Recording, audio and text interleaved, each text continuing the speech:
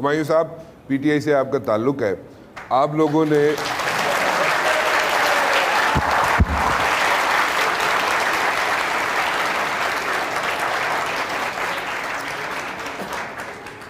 ابھی کوئی conducive environment نہیں ہے آپ لوگوں کے لیے, پی ٹی آئی کے لیے, ٹھیک ہے؟ ابھی بھی نہیں, نہیں یہ تو ہے, یہ ہے, وہاں پہ نہیں ہے.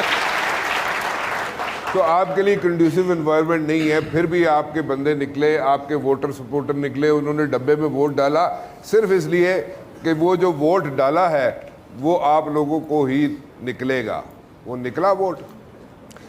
بسم اللہ الرحمن الرحیم. ایاک نعبد و ایاک نستعین. اچھا, سب سے پہلے ہم ڈیفائن کرتے ہیں کہ ریاست اور سیاست, اس کو ہم کیسے دیکھتے ہیں. دیکھیں, سیاست بیسیکلی ہے یہ ڈیموکریٹک پروسیس ہے جس میں مختلف پارٹیاں کھڑی ہوتی ہیں اور وہ عوام سے ووٹ مانگتی ہے اور عوام ان کے منشور پہ ان کو ووٹ دیتی ہے, پھر وہ آتے ہیں. تو یہ آ گئی سیاست. ہمارا ایک سیاست میں پرابلم یہ ہے کہ ہماری سیاست کے اندر سیاست نہیں ہے, ہماری سیاست کے اندر آمریت ہے. وہ کیسی آمریت ہے؟ میں مثال دیتا ہوں. شاہد خاقان عباسی صاحب ہیں, بہت منجے ہوئے ہیں. چودھری نثار صاحب ہیں, بہت منجے ہوئے یہ سیاستدان تھے جو کہ آلموسٹ 1980 سے چلے آ رہے ہیں. لیکن جس چیز کی میں بات کر رہا ہوں کہ وہ سیاست نہیں ہے, وہ یہ ہے ان کو ایک ایسے شخص کے پیچھے کھڑا ہونا پڑتا تھا کہ جس کو خود کچھ نہیں آتا, جو اپنے میرٹ پہ کسی اسکول میں نہیں جا سکتے.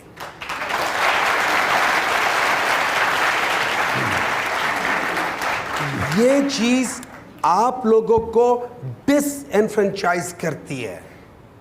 یہ آپ لوگوں کو بتاتی ہے کہ اگر آپ کے اندر وہ خون نہیں ہے, آپ جو مرضی کر لیں, آپ نہیں آ سکتے.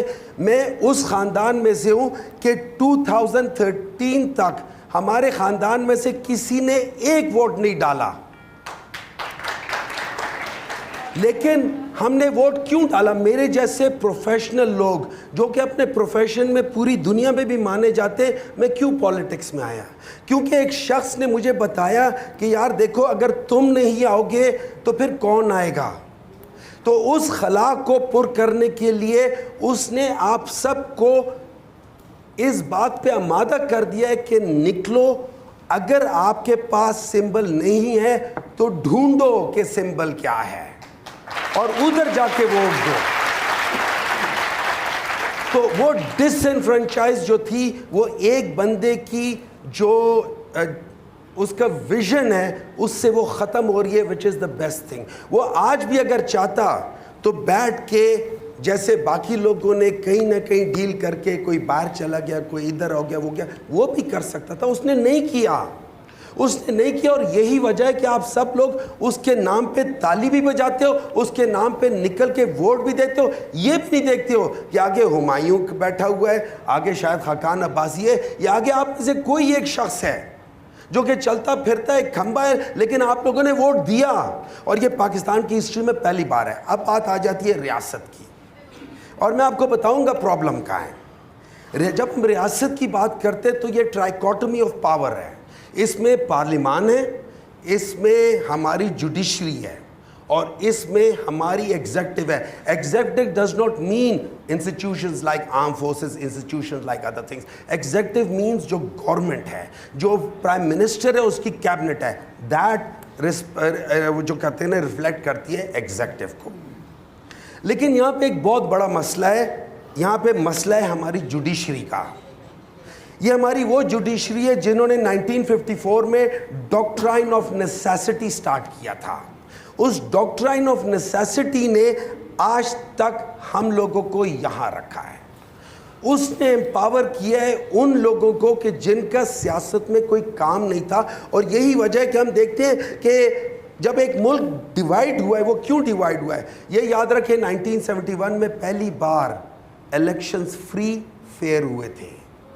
اس کے بعد کنٹرولڈ الیکشنز ہوئے ہمیشہ. وہ فری اینڈ فیئر ہوئے تھے تو 166 ووٹ ایک طرف تھے, 83 ووٹس دوسری طرف تھے. لیکن ہم نے انسٹال کر دیا 83 ووٹس والوں کو. नाउ ये याद रखना कि वो बड़ा इंटेलिजेंट आदमी था, लेकिन जस्ट बिकॉज वो मैरिट में नहीं था, जिसको मैं पॉलिटिकल मैरिट कहता हूँ, जब वो पॉलिटिकल मैरिट में नहीं था, उसने ऐसे डिसीजन लिए जिसने इस मुल्क को कितना अरसा पीछे कर दिया bye नेशनलाइजिंग things that should never have been done. फिर हम आगे जाते हैं, 1980s में जाते हैं, वहाँ पे टोटली सिस्टम बदल गया। वहाँ पे हमें नॉन पॉलिटिकल बेसिस, तो जो हम अब पॉलिटिकल सिस्टम था, जिसको हम कहते हैं कि डेमोक्रेटिक सिस्टम, ये डेमोक्रेसी है, हमने उसको भी लपेट के हमने ऐसे लोगों को लिया जिनका पॉलिटिक्स से कोई ताल्लुक नहीं था, और उनको हमने ला के इंस्टॉल कर दिया। अब ये याद रखो, 1980 में पाकिस्तान कहाँ था, बांग्लादेश कहाँ था, इंडिया का था। हम इसी इलाके में रहते हैं, हम सब के अंदर एक ही प्रॉब्लम है, हम सब झूठ बोलते हैं, वहाँ भी बेईमानी है, यहाँ पे भी बेईमानी है, वहाँ पे भी झूठ है, यहाँ पे भी झूठ है। हालांकि झूठ वो चीज़ है कि जब हुजूर सल्लल्लाहु अलैहि वसल्लम से किसी ने पूछा कि मैं बहुत गुनाह करता हूँ, मुझे बताएं एक गुनाह मैं छोड़ दूँ, तो उन्होंने कहा झूठ बोलना छोड़ दो। हमारी सारी बुराइयों की जड़ झूठ है, और हम लोग यहाँ पार्लियामान में भी झूठ बोलते हैं, हम लोग टीवी पे झूठ बोलते हैं, हम लोग एक दूसरे के साथ झूठ बोलते हैं। हम लोग जब घर में बच्चा हमें कहता है कि बाबा आपका फ़ोन आया है, हम उसे उन्हें कह दो कि बेटा बाबा घर पे नहीं है। हम बच्चे को उस वक्त झूठ बोलना सिखा देते हैं। उसको कह दो कि बेटा, उनको कहो कि बाबा जब फ्री हो जाएंगे आपको कॉल कर लेंगे, at least he will not lie. So that is where we need to change. यानी वो इखलाकी प्रॉब्लम्स ऑब्वियसली वो चल रहे हैं, और जो पूरी सोसाइटी के अंदर आपने निशानदेही की है कि नजर आ रहे हो। हमारा प्रॉब्लम क्या है, जो जब अब सियासत जो है उसमें क्या मसला है, उसमें सियासत में मसला ये है, हमारा 1.1% ऑफ जो लैंडलॉर्ड है, जिनको हम इलेक्टेबल्स कहते हैं, वो पाकिस्तान की 24% एरेबल लैंड को कंट्रोल कर रहा है।